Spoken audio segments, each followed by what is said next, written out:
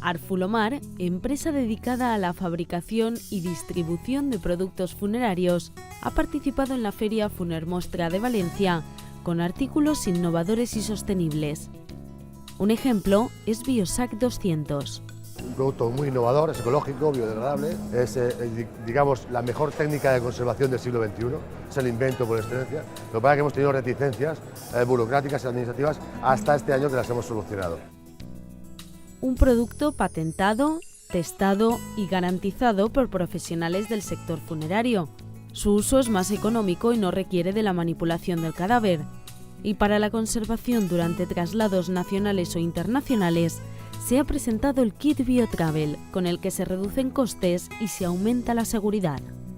Lo que conlleva dentro del kit son 3 productos. Uno de ellos es el Biosac 200, que lleva 3 filtros. Luego es un sudario Unidegra, totalmente ecológico, biodegradable también. Y es un tercer producto, que es el más innovador de todos, que es una saca de vinilo totalmente estanca, certificada en su estanqueidad y homogénea. Al año se producen unos 40 millones de incineraciones, cenizas que Sentai Europa propone depositar en urnas biodegradables. Arfulomar es la firma distribuidora de este producto en España, Francia y Portugal. Está hecha con proteínas deshidratadas. Es la única urna del mundo 100% ecológica, aparte de biodegradable.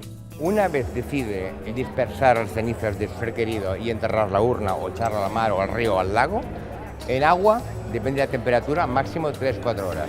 Desaparece del todo. Y aporta comida a los peces, pues orgánica. Y en tierra, según certificados internacionales, Europa, Estados Unidos y China, máximo 3 meses dependiendo de la humedad del suelo.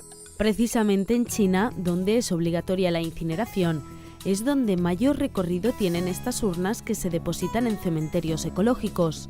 Es un parque. Hay árboles, hay plantas, hay lagos, hay ríos y hay 3 tipos de tumbas. La gente con mucho dinero, igual que en España, compra un panteón. El panteón, en este caso, es un árbol. La gente de clase media, segundo tipo de entierro, compramos un arbusto, que vale muchísimo menos, escogería un nicho aquí.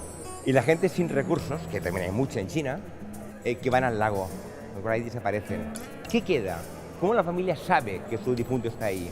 Al lado del lago hay pues grandes piedras con el nombre grabado. Una manera muy simbólica de volver a la naturaleza.